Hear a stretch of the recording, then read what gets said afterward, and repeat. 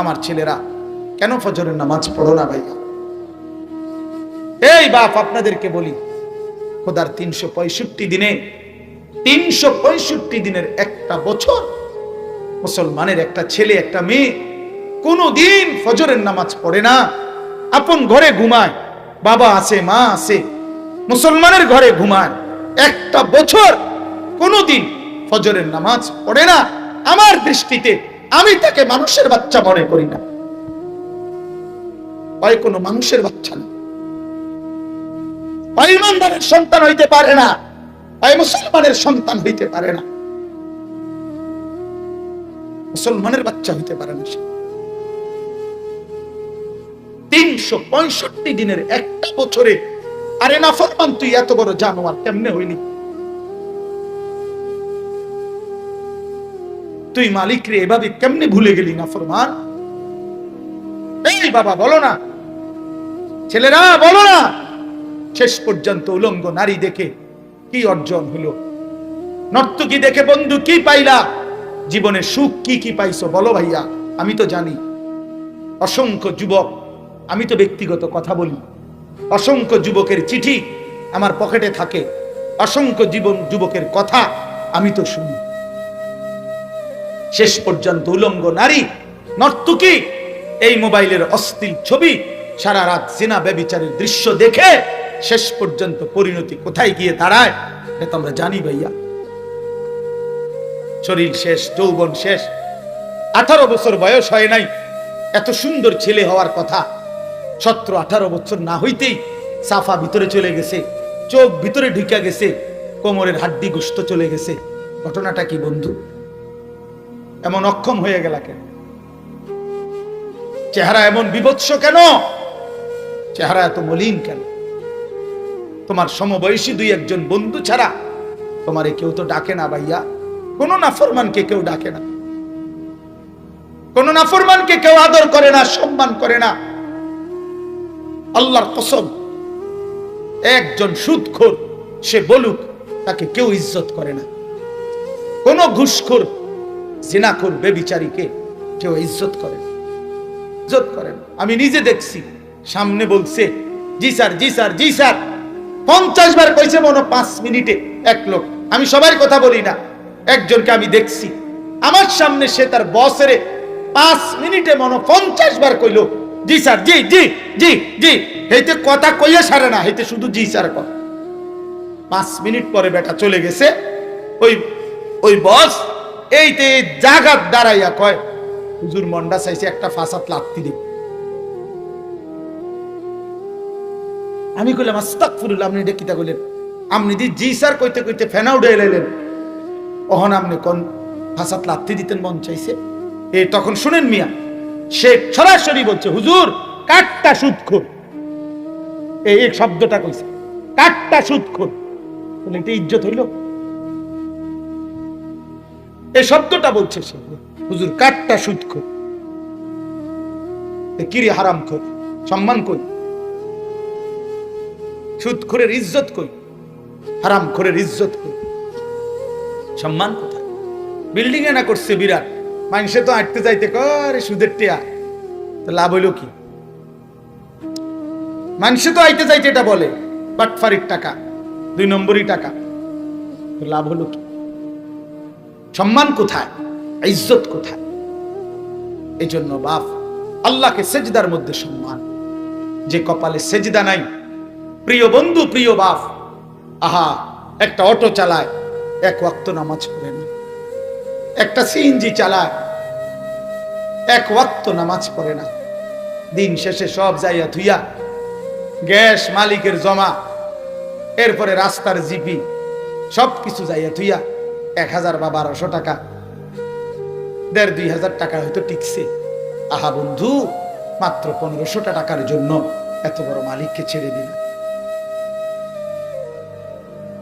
সারাদিনের চা দোকানদার সব বেচ্চা টেচ্চা, দিন শেষে রাইতে সব খরচ গিয়া হয়তো 300 টাকা লাভ হয়েছে, নইলে 700 টাকা লাভ হয়েছে, নয়তো 900 টাকা লাভ হয়েছে। 50,000 টাকা তো আর লাভ হয় না চা দোকানে, নাকি? আরে বলো না ভাইয়া, এক দোকানে, চা দোকানে কি 50,000 টাকা লাভ হয় একদিন? নইলে 1000 খানিক টাকা, নাই তো 900 টাকা। এ মাত্র একটা 1000 টাকার জন্য এত বড় মালিককে ছেড়ে দিল, একটা নামাজের ওয়াক্ত সেজদা দিলা না। যুবক ভাইয়া, একটা মোবাইল 12,000 টাকা, 15,000, 20,000 টাকা, এই 20,000 টাকার একটা মোবাইলের জন্য আল্লাহকে ত্যাগ করে ফেললাম। একটা সেজদাও দিলা না, এক ওয়াক্ত নামাজ পড়লাম। বন্ধুদের এই আড্ডায় আড্ডায় জোহর, আসর, মাগরিব, এশা সবগুলো নামাজ ত্যাগ করে ফেললাম। কি কথা হইল শেষ পর্যন্ত বন্ধুদের মধ্যে? নারী, ছবি, অসভ্য কথা ছাড়া, নোংরা কথা ছাড়া, জিনা ব্যভিচারের কথা ছাড়া, উলঙ্গ কথা ছাড়া, এটুকুর জন্য আল্লাহকে ছেড়ে দিলা ভাইয়া। অনেক বড় লস করি। অল্প দামে নিজের বেচালাই না। মুসলমান এত কম দামে বেচার কথা না। আল্লাহর কসম ভাই, আমার দিলের তামান্না, বিবেক জাগানো, দিল জাগানো।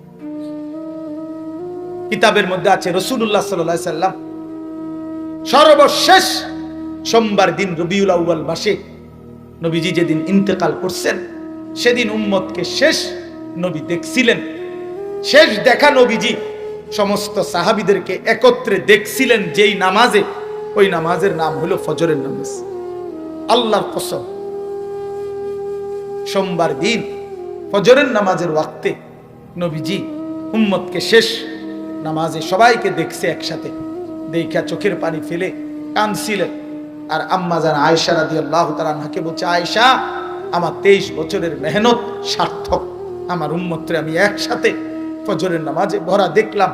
এবার আমি যাব আমার মালিকের কাছে। এরপরেই নবীজি বলছে, আল্লাহুম্মা রফিকাল আ'লা, আল্লাহ, এবার আমি বন্ধু আপনার কাছেই যেতে চাই।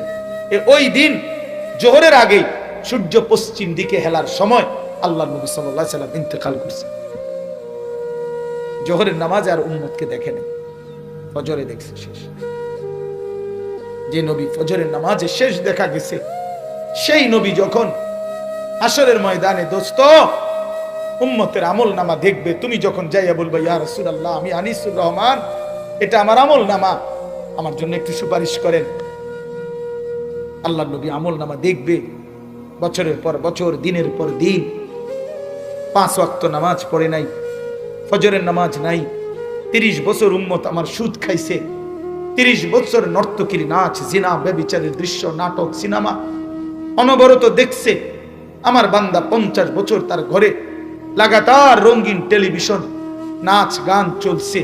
হায়, কি জিন্দিগি, এ কি আমল নামা! খোদার কসম, কিতাবে আছে আল্লাহর নবী তখন চোখের পানি ফেলে দিবে। উম্মতের আমল নামা দেখে হাসরের ময়দানে নবী কাঁদবে আর বলবে, উম্মত, আমি সেই নবী, 23টা বছর যে আমি তোমাদের জন্য সারাটা রাত, তোমাদের জন্য আমি কাঁদছিলাম, সারা রাত চোখের পানি ফেলছি, সারা রাত কাঁদছি। আমি এক দাঁড়ানোতে ফজরের আজান পর্যন্ত কাঁদছি।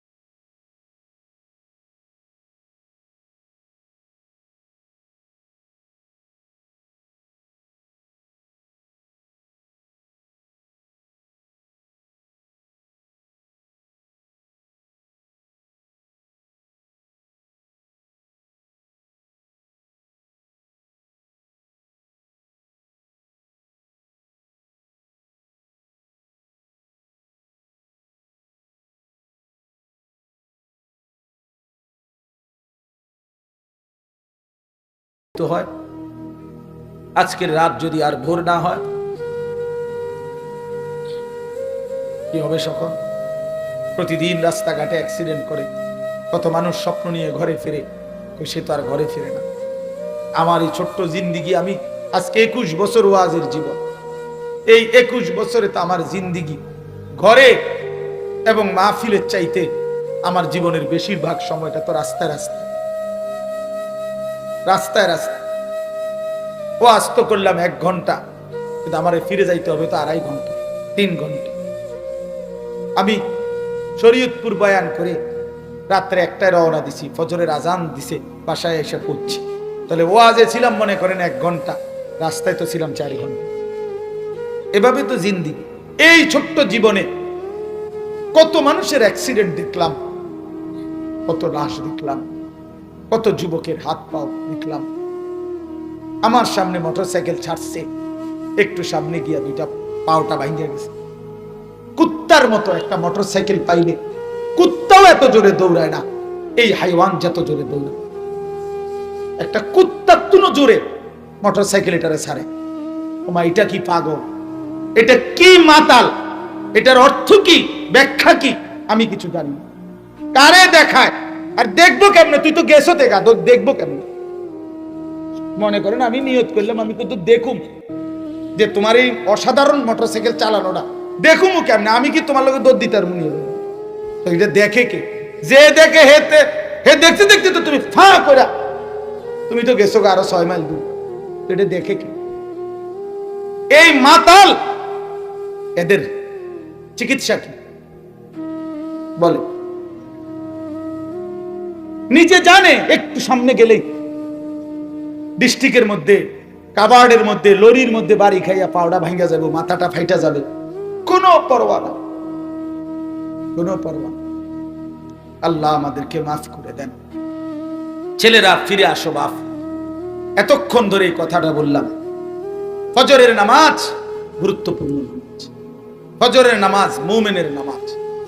ফজর না পড়া মুনাফিকের নামাজ, মুনাফিকের জিন্দেগি, মুনাফিকের জিন্দেগি। আর মুনাফিক বেঈমানদের মধ্যে সবচেয়ে নিকৃষ্ট।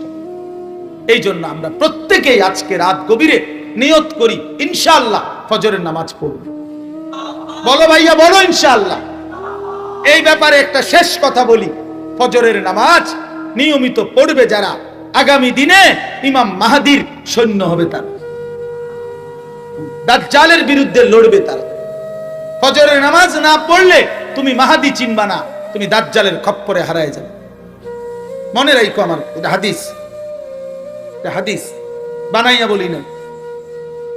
ফজরের মুসল্লিদেরকে নিয়ে মাহদি এবং ঈসা নবী দাজ্জালের বিরুদ্ধে চূড়ান্ত লড়াই করার জন্য বের হবে ফজরের মুসল্লি। এই জন্য ফজরের নামাজ গুরুত্বপূর্ণ।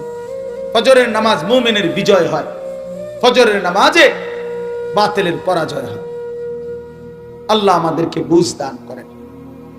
শেষ কথা, 5 ওয়াক্ত নামাজের গুরুত্ব দেওয়া উচিত। জীবনটা আল্লাহ নবী সাল্লাল্লাহু আলাইহি সাল্লামের এই কষ্ট মেহনতের দিন আমরা প্রত্যাখ্যান করা ঠিক হবে না। ছেলেরা সুখ পাইবা না। বাবারা আপনাদেরকেও বলি, হারামের মধ্যে সুখ নেই। লোনা জলে তৃষ্ণা মেটে না, হারামের মধ্যে সুখ হয় না। যে পানি লবণাক্ত, ওই পানি তৃষ্ণা মিটায় না। ঠিক গুনাহ কখনোই তৃপ্তি দেয় না। 1 সাগর মদখোর পান করলেও তৃপ্তি হয় না, 1 গ্লাস পবিত্র পানি তৃপ্তি দিয়ে দেয়। এই জন্য সারা পৃথিবীর সমস্ত নারী উলঙ্গ করে দেখাইলেও তোমার তৃপ্তি হবে না, কিন্তু এক পবিত্র স্ত্রী আল্লাহ তাআলা যাকে দিছে, সে 70 বছর একজন বিবি দিয়েই প্রশান্তির জিন্দেগি পালন করে। যা হালাল তা তৃপ্তি দেয়, যা হারাম তা স্বস্তি দেয় না, তৃপ্তি দেয়। এই জন্য সবার কাছে বলি, হারামের মধ্যে সুখ নাই, আরাম নাই। আল্লাহকে মানার মধ্যেই সুখ, সেজদার মধ্যেই সুখ। আল্লাহ আমাদেরকে সেজদার তৌফিক দান করেন। 4টা কথা আল্লাহ ইবলিসকে বলছে, শুনেন 1 মিনিটে। যে সেজদা দেয় নাই ইবলিস, সাথে সাথে আল্লাহ তাকে 4টা কথা বলছে। ইবলিস, আজকের থেকে তুমি শয়তান, সেজদা দাও নাই। 2, আজকের থেকে তুমি রাজিম, তুমি সেজদা দাও নাই, অভিশপ্ত। আজকের থেকে তোর উপরে আমি আল্লাহর লানত, তুই সেজদা দাও নাই। আজকের থেকে তুমি অহংকারী, তুমি সেজদা দাও নাই। এই জন্য 4টা গজব ইবলিসের উপরে পড়ছে। যখন সে সেজদা দেয়। এক, আল্লাহ তাকে শয়তান বলছে। দুই, রাজিম অভিশপ্ত বলছে। তিন, লানত দিছে। চার, অহংকারী বলছে। এজন্য যে সেজদা দেয় না সে শয়তান, যে সেজদা দেয় না সে অভিশপ্ত রাজিম, যে সেজদা দেয় না তার উপরে আল্লাহর লানত, যে সেজদা দেয় না সে অহংকারী, আর অহংকারীর ঠিকানা জাহান্নাম। আমার কথা শেষ। আমি চেষ্টা করলাম বলতে, এবার আপনাদের বিবেকের হাতে। নওজোয়ান, তোমার বিবেকের হাতে, তোমার বিবেকের হাতে ছেড়ে দিলাম। তুমি ইনসাফ করো, নিজের উপরে দয়া করো, নিজের উপরে রহম করো। এবার দেখেন তর্জমা বলুন, এক টানে শেষ, তর্জমা ব্যাখ্যা লাগবে না। আল্লাহ বলেন, কাল্লা ইদা দুক্কাতিল আরদু দাক্কান দাক্কা। বান্দা, যত যাই করো না কেন, মনে রেখো এই দুনিয়া একদিন চূর্ণ বিচূর্ণ হয়ে যাবে। তুমিও থাকবে না, পৃথিবীও থাকবে না। হাসরের মাঠ কায়েম হবে, সবাই দাঁড়িয়ে থাকবে। ওয়া জাআ রাব্বুকা, মহান আল্লাহ পাক হাসরের ময়দানে হাজির হবে। ওয়াল মালাকু সাফফান সাফফা, কোটি কোটি ফেরেশতা চারদিকে দাঁড়িয়ে থাকবে। ওয়া জিআ ইয়াউমাইদিন বিজাহান্নাম, ফেরেশতারা টেনে জাহান্নামকে হাসরের ময়দানে হাজির করবে। আল্লাহ বলেন, এই অবস্থা মানুষ সব দাঁড়ানো, আল্লাহ পাক উপস্থিত, ফেরেশতারা দাঁড়ানো, জাহান্নামকে ফেরেশতারা টেনে আনবে। এই জাহান্নামের দিকে এক নজর তাকাইয়েই ইয়াউমাইদিন ইয়াতাযাক্কারুল ইনসান, প্রত্যেকটা নাফরমান পাপী তার পিছনের দুনিয়ার জিন্দেগির কথা এক নিমিষেই মনে পড়বে। ওয়া আন্না লাহু যিকরা, আল্লাহ বলে কিন্তু বলো না বান্দা, মনে পড়ে সেদিন কি লাভ?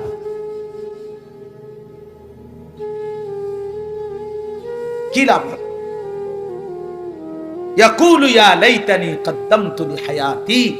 এবার আল্লাহ বলে, প্রত্যেকটা নাফরমান পাপী সেদিন হাসরের ময়দানে এই জাহান্নামের দিকে তাকাইয়া আফসোস করবে আর বলবে, হায় আমার মন্দ কপাল, আমি যদি দুনিয়ায় থাকতে আজকের এই আখিরাতের জন্য কিছু নেকি পাঠাইতাম। আমার তো সময় ছিল, আমি যদি নামাজ পড়তাম। আমার তো টাকা ছিল, আমি যদি সাদকা করতাম। আমি তো হায়াত ছিল, আমি যদি আমার আল্লাহর গোলামি করতাম।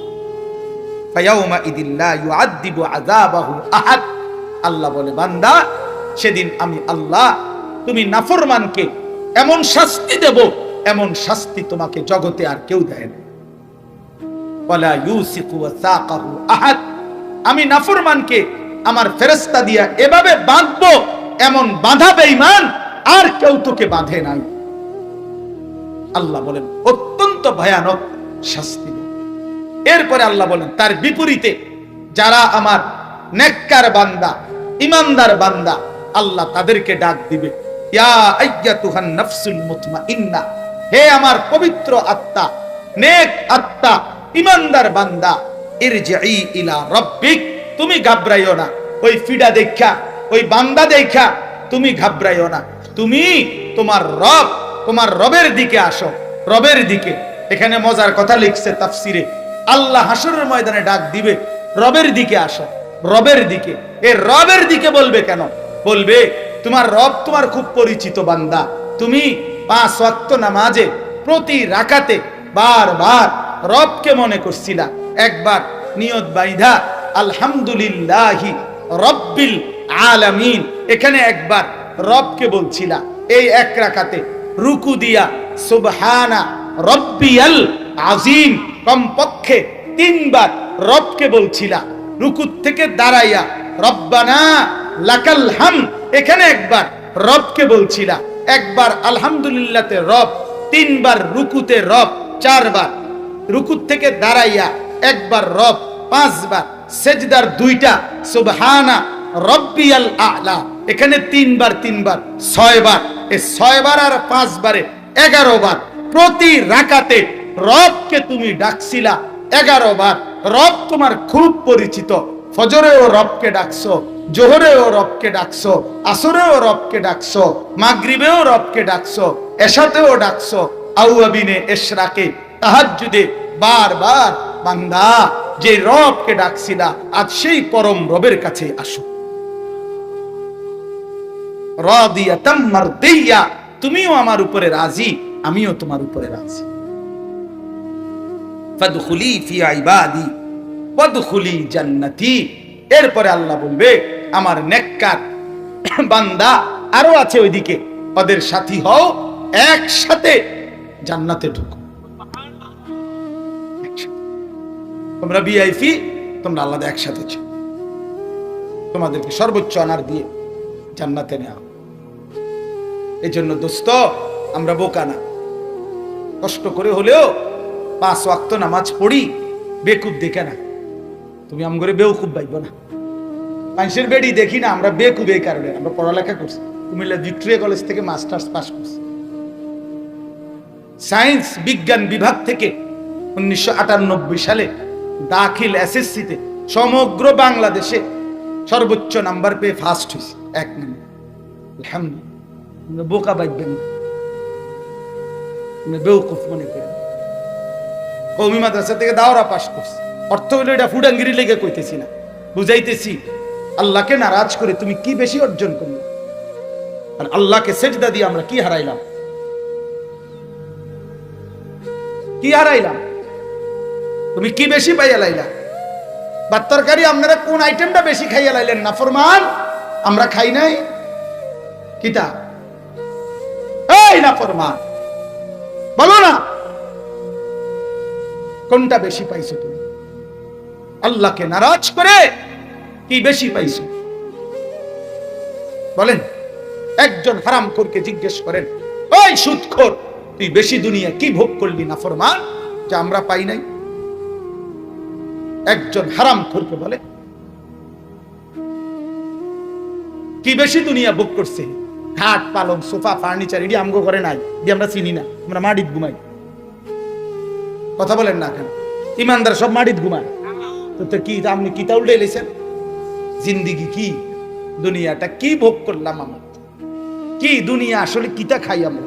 ফাঙ্গাস, তেলাফুয়া, ধনিয়া পাতা, কাঁচা মাছ, ক্ষীরা, টমাটো, করলা, দুন্দুল, সিম, ফুলকপি, পাতাকপি, ফার্মের মুরগা, কক মুরগা, আর কি তা এই সদবদ ছাড়া আর কি? ঠিক না? আহামরি কিছু এগুলা। আপনি যদি জঙ্গলের বাঘেরে বা চিড়িয়াখানার বাঘেরও একটা বেলা গিয়া বলেন, দোস্ত আগে সরকার নাই বাঘছে, এখন আমরা যাই সরকার আছে, অন্তর্বর্তী সরকার, একটু বেশি ফেসে আছি আমরা, যাই ঝামেলাত আছি, তুমি একটা বেলা শুধু ফাঙ্গাস দিয়া খাও, মাইন্ড করো না, আবার পরিস্থিতি ঠিক হইলে আবার গোস্ত দিব, এই বেলাটা শুধু কোন রকম ফাঙ্গাস দিয়া চালায়, দেখবেন কি ধরেন এটা দেখ,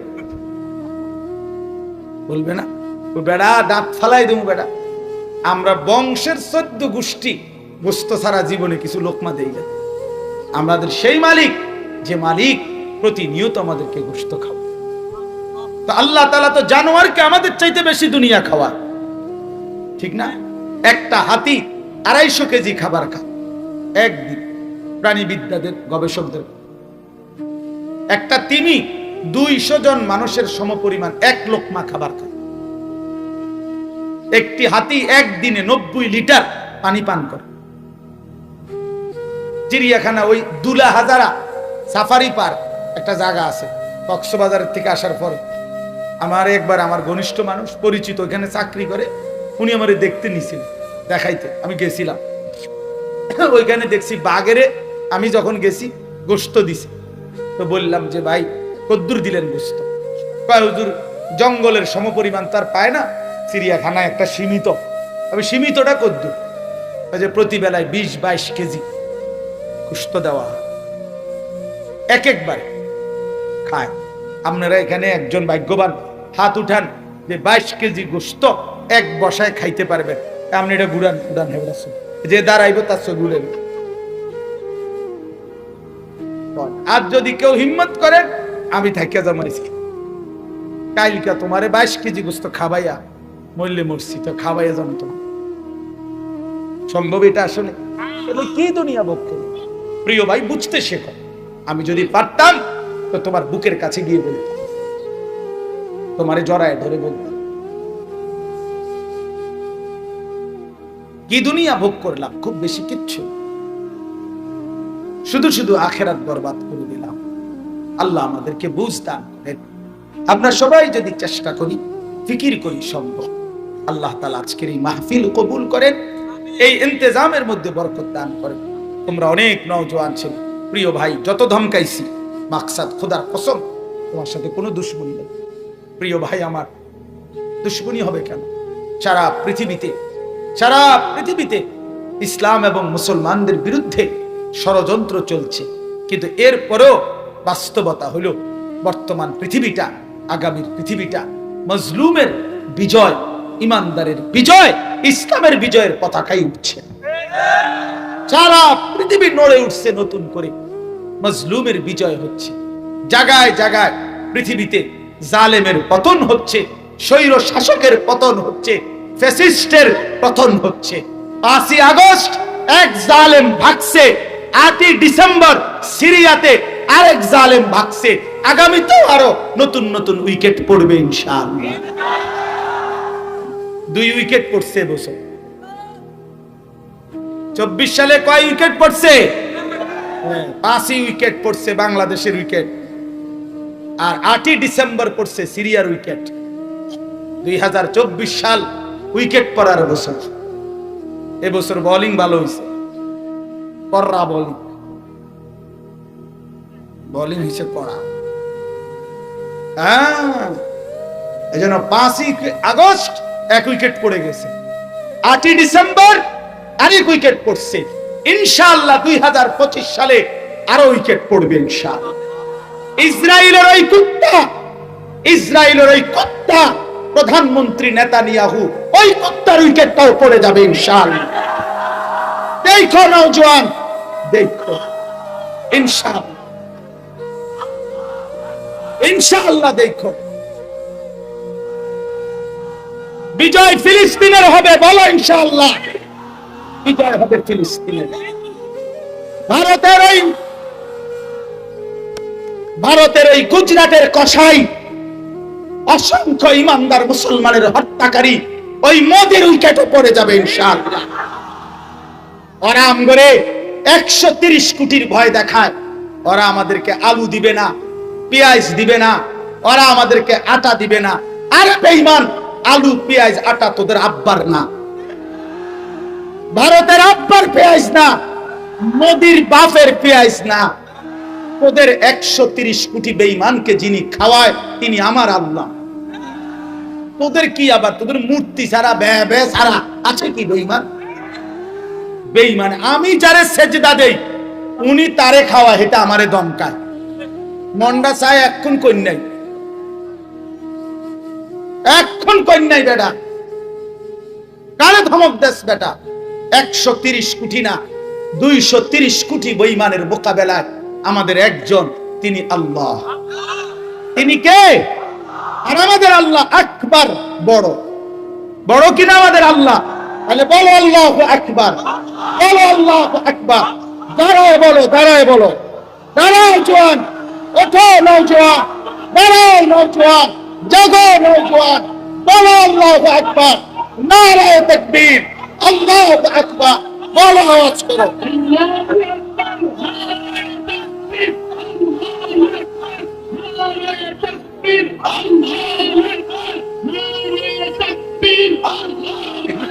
এদেশে ইসকনের গুন্ডারা থাকবে না ইনশাআল্লাহ, ইসকনের সন্ত্রাসীদের জায়গা বাংলাদেশে হবে না ইনশাআল্লাহ, হবে না। কোন কিছু দিয়া, রিকশা লীগ, আনসার লীগ, ইসকন লীগ, সাদ লীগ, কোন লীগ দিয়া বাংলাদেশে কিছুই করা যাবে না। একবার ইসকনের গুন্ডাদেরকে লাগায়া শহীদ অ্যাডভোকেট সাইফুল ইসলাম আলিফের রক্ত ঝরাইছে, আরেকবার সাদ নামে ইন্ডিয়ার এক ভণ্ড, এক প্রতারক, এক মুনাফিক ছদ্মবেশী, সে টঙ্গীর বিশ্ব ইজতেমার ময়দানে তার গুন্ডা বাহিনী দিয়ে ইমানদার মুসলমানকে রাতের অন্ধকারে শহীদ করেছে, হত্যা করেছে। সোজা হিসাব, প্রতিবেশীর কোন ষড়যন্ত্র এদেশে বাস্তবায়ন হবে না ইনশাআল্লাহ। যুবক, তোমরা হাল ছাইরো না, তোমরা এদেশ ছেড়ে দিও না। আগামীর ইসলাম আমরা তোমাদের হাতে তুলে দিলাম। আগামীর কালেমার পতাকা তোমরা তুলে দিলাম ইনশাআল্লাহ। বাংলাদেশে কালেমার পতাকা উড়বেই ইনশাআল্লাহ। আমি আনিস না থাকলে কোনো সমস্যা নাই, আমার খুন ঝরলে কোনো অসুবিধা নাই। শহীদের পবিত্র রক্ত বৃথা যায় না, শহীদের প্রতি ফোঁটা রক্তে কালেমার বিজয় হবে ইনশাআল্লাহ। এজন্য আগামীর নওজোয়ান ফিরে আসো আল্লাহর দিকে, চলো সেজদা দেই মালিককে, চলো আল্লাহকে রাজি করি। আমার দেশ সোনালী এই বাংলাদেশ স্বাধীনতা সার্বভৌমত্বের জন্য, দেশ জাতির জন্য, ইসলামের জন্য, আল্লাহর জন্য নিজেকে তৈরি করি। ঠিক আছে, রাজি তো ইনশাআল্লাহ? ছেলেরা রাজি তো ইনশাআল্লাহ? জোরসে বলো ইনশাআল্লাহ, আরো জোরে বলো ইনশাআল্লাহ। দেখেন আপনার নওজোয়ান এরা আপনাদের ছেলে ইনশাআল্লাহ, ইনশাআল্লাহ। এর বেটা সমস্ত দমক সমক দিয়া কোনো লাভ নাই, বেবে করে। এখনই কলকাতার মধ্যে বাতি জ্বলে, বাতি লাল বাতি জ্বলে, বে বন্ধ হয়ে গেছে। আমরা চিকিৎসা দিবে না, তোর বাপের কাছে আমার দরকার নেই, চিকিৎসা দেওয়ার দরকার নেই। আমার দেশে ইমানদার ডাক্তার আছে না? তাই আমার দেশে লাখ লাখ ডাক্তার আছে, আমার দেশে হসপিটাল আছে। কোনটা সমস্যা হয়েছে আমার দেশে? এই জন্য 56,000 বর্গ মাইলের 1 ইঞ্চি জমিন যুবক শপথ নাও, কোন ভারতীয় পৌত্তলিক আধিপত্যবাদী ওই বেঈমানকে 1 ইঞ্চি জমিন দেওয়া হবে না। এদেশ আমার, এদেশ আমার। ওইখান থেকে গুড়ি চাইলে লাভ হবে না ইনশাআল্লাহ, লাভ হবে না ইনশাআল্লাহ। আল্লাহ তাআলা আমাদেরকে তৌফিক দান করেন, কবুল করেন, হিম্মত দান করেন।